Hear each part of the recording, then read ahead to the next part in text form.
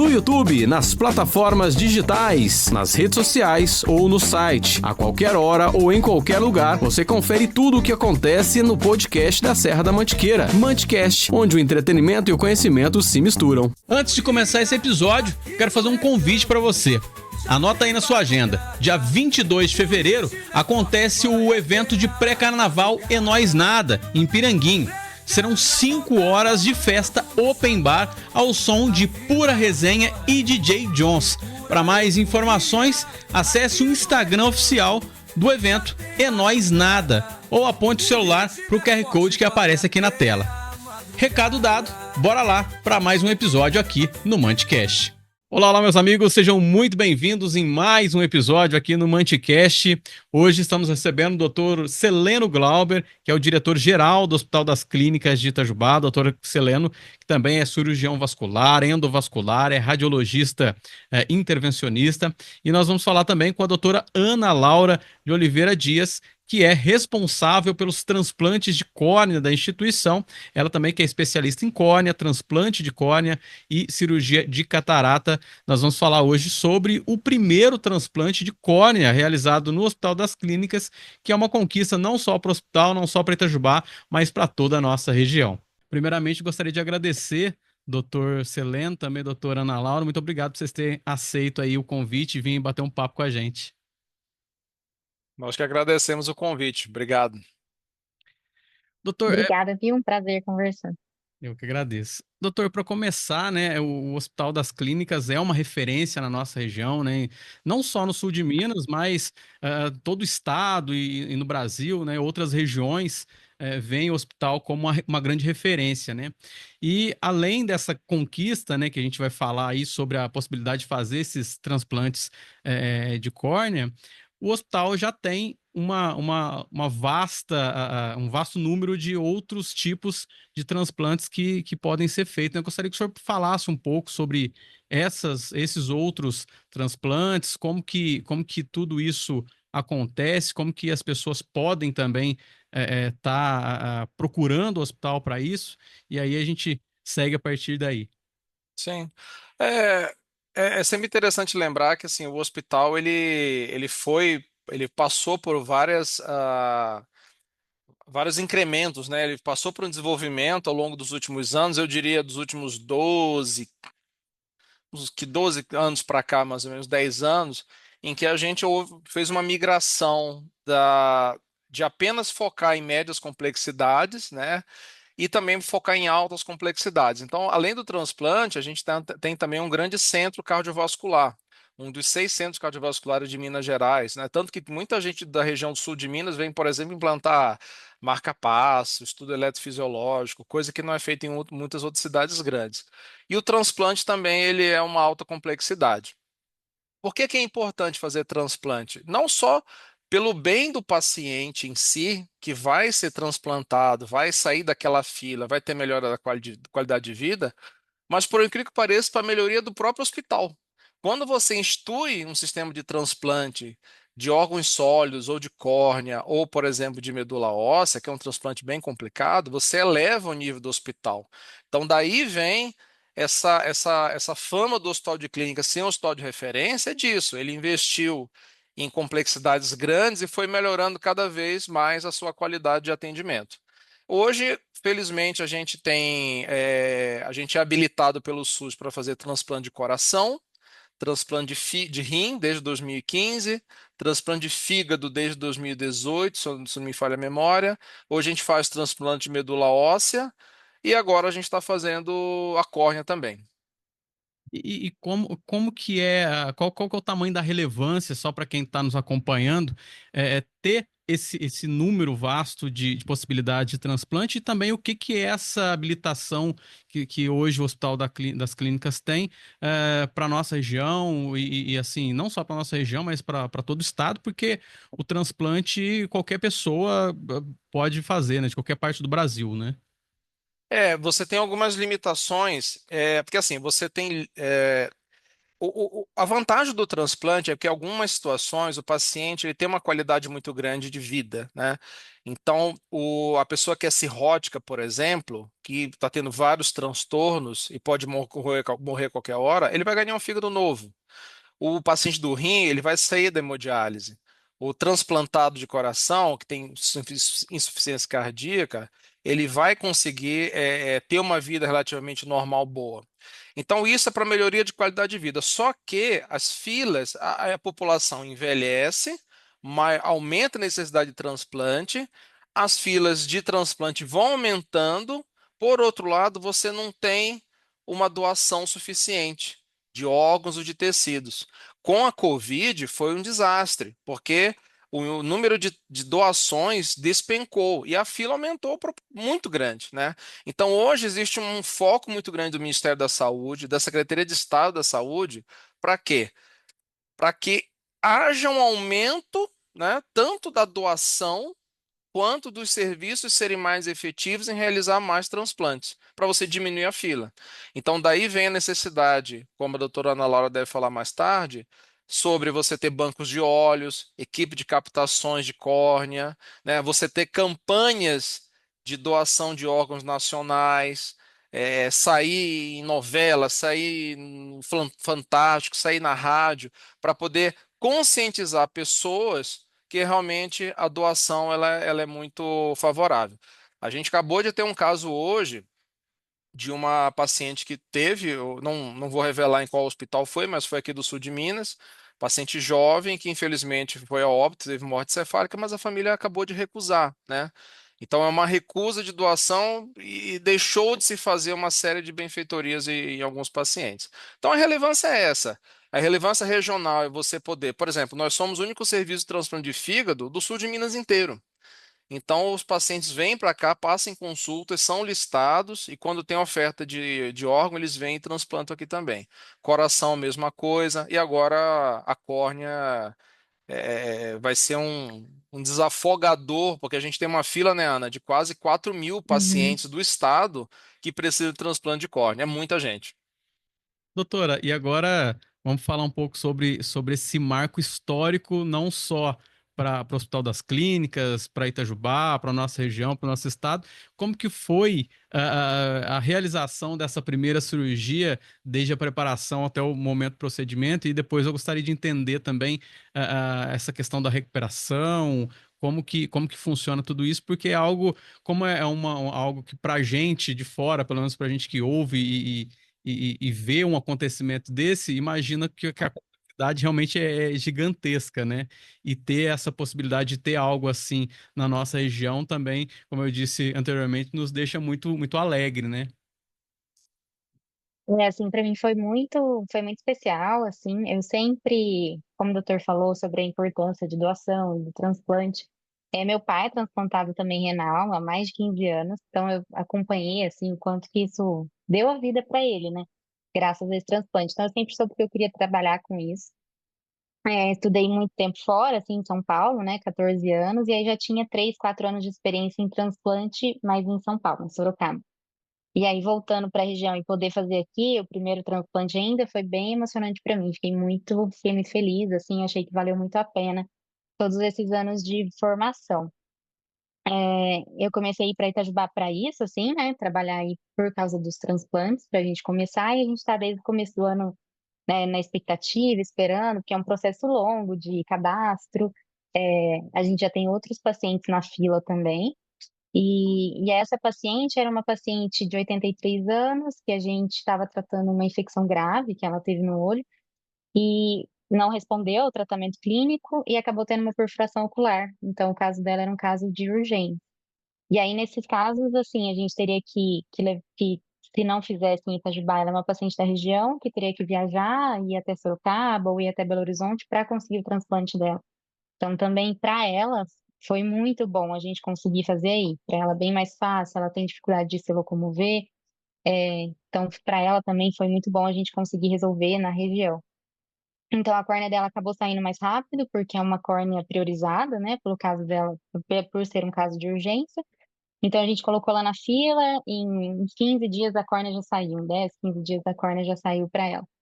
E aí conseguimos fazer aí, assim, assim, solucionamos o problema para ela, foi ótimo, deu tudo certo, a cirurgia foi ótima, foi tudo bem, ficou muito bom, a córnea era muito boa, ficou ótimo. E a recuperação, realmente, assim, nós temos vários tipos de transplante de córnea hoje em dia, que são bem modernos. A gente precisa, às vezes, trocar a córnea inteira, e em alguns tipos de doença, a gente consegue trocar algumas partes só da córnea, as partes doentes. Como o caso dela era uma perfuração, a gente trocou a córnea inteira, então a gente troca a córnea inteira dela, dá 16 pontos. Mas a recuperação de um transplante de córnea é bem mais tranquilo, assim, em relação à alta, ela já teve alta no outro dia, e estava bem, e agora de recuperação visual, aí a gente continua acompanhando ela. E essa córnea dela veio praticamente do outro lado do país, né? Veio, veio. Veio. Nesses casos de urgência, principalmente, aí a córnea consegue vir do Brasil inteiro para os pacientes que estão precisando mais. Então, o caso dela veio de longe. Aqui no estado tem o banco, né? Tem um banco de córneas, né? Tem um banco de olhos. Aí, como o doutor Senani falou, Minas é um dos estados que a fila é maior no caso de transplante de córnea. Então, também isso vai ser bem importante a gente conseguir fazer em Itajubá para diminuir essa fila, né? Ter outro lugar que faça esses transplantes em Minas. Mas nós temos um banco que é em Belo Horizonte. E qual o tamanho da fila hoje para o Hospital das Clínicas? A gente começou a inscrever os pacientes lá para o meio desse ano, assim, que a gente começou a inscrever. E a gente já tem uns 12 pacientes na fila, mas são transplantes eletivos, são transplantes que não são de urgência. Então, o paciente entra na fila e aí tem que esperar mesmo, demora mais um tempinho. Só para a gente entender também, né? No caso, como há os graus, logicamente, de necessidade e prioridade ali, né? E isso é conforme uma relação não só de vocês. Isso também tem que ter. Esse banco é nacional? Como que funciona isso? É, em relação à córnea, a fila é estadual, geralmente, sabe? A fila é estadual, então a gente coloca os nossos pacientes estão inscritos na fila de Minas Gerais. E aí é estadual, cada estado tem a sua fila. E aí a gente tem alguns critérios de prioridade. Então, perfuração ocular, por exemplo, que foi o caso da paciente que a gente fez, é um dos critérios de priorização. E aí, quando entra nos critérios de priorização, aí a córnea sai bem mais rápido e aí geralmente a gente pode receber de outros estados. Os bancos podem receber córnea de outros estados também. Eles ofertam as córneas que são captadas, mas a fila é estadual. Doutor Celano tocou num assunto bem interessante e eu acho que é algo que a gente vê que, obviamente, não é só aqui na nossa região, não é só no estado, é algo nacional, que é a dificuldade de ter doadores, né?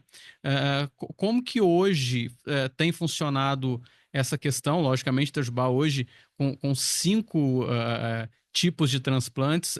Salvo engano, acho que é a única no mundo em até 100 habitantes, 100 mil habitantes, que tem essa complexidade, tem essa possibilidade, né? Ou seja, Itajubá está num patamar hoje gigantesco de qualidade no atendimento ao cidadão. Mas mesmo assim a gente tem essa dificuldade de ter os órgãos, né? Como que está isso hoje, doutor? Olha, a logística de doação, ela é muito complexa mesmo, né? Hoje a gente tem equipe muito legal aqui no hospital, tem um centro que faz isso, tem várias pessoas que ficam ligadas, né? Existe uma conexão muito grande entre nós, a central de doação de órgãos, cada hospital tem seu setor que identifica pacientes potenciais doadores. Na hora que esses potenciais doadores estão em vias de fazer diagnóstico, eles já avisam, as equipes se preparam, vai ter abordagem familiar e tudo mais. Um gargalo muito grande que existe ainda é a abordagem familiar. Existem muitas equipes ainda que não estão bem treinadas para fazer essa abordagem, convencimento daquela família enlutada que essa pessoa ainda pode doar o órgão e favorecer outras pessoas, né? Isso tem um problema muito grave. Além disso, a gente tem gargalos de logística, por exemplo. Nós tivemos, umas 2, 3 semanas atrás, um transplante de fígado que não pôde vir para cá por questão de teto. simplesmente a aeronave não conseguia nem pousar em Pouso Alegre, por exemplo, porque por questão de logística de aeronave. Então, às vezes, a gente tem perda de órgãos por conta disso. Felizmente, o de córnea, ele é bem mais tranquilo, porque tem um banco em que ele é armazenado e dura dias, e é feita a alocação conforme o paciente. Para outros tipos de órgãos, como coração, por exemplo, você tem 4 horas entre tirar o órgão e implantar na outra pessoa. Então, imagina a logística envolvida para isso. Mas hoje em dia a gente ainda sofre muito, existe muito preconceito das pessoas. Houve esse caso recente do Rio de Janeiro com a contaminação, né, de HIV lá, foi o maior rebuliço. Então, essas ações negativas, elas impactam demais como você vai ter a oferta de órgão, né? A pessoa começa a ficar desconfiada, fala, não, tem alguma coisa errada.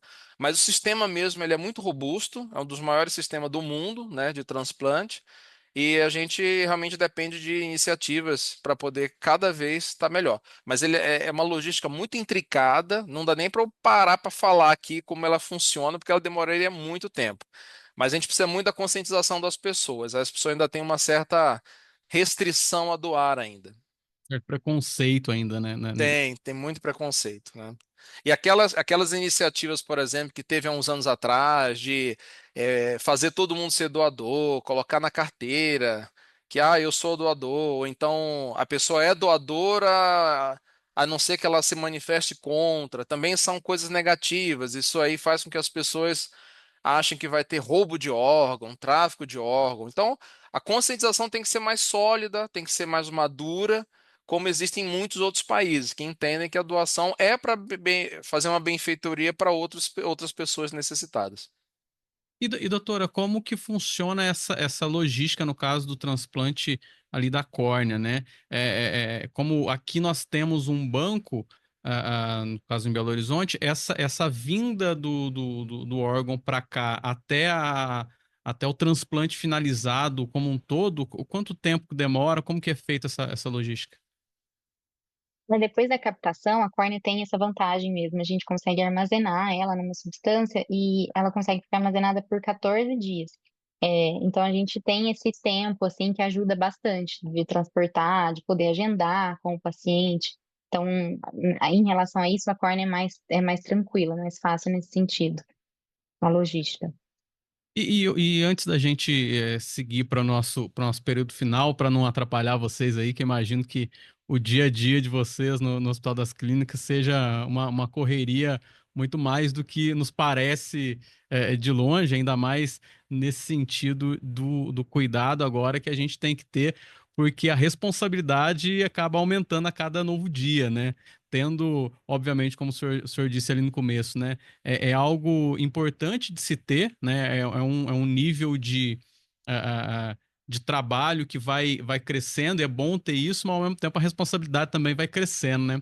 Doutor, hoje como que as pessoas, principalmente da nossa região aqui, alguém que precise de fato de um transplante, seja ele Sim. como que é feito esse procedimento até chegar no hospital escola e entrar numa possível fila?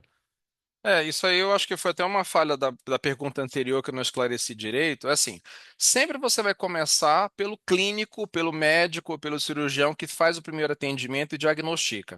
Essa pessoa é a mais importante de todas. Não é, por exemplo, a doutora Ana Laura que vai transplantar, é o oftalmologista que identifica o problema lá no consultório, ele sabe aquele caso que vai.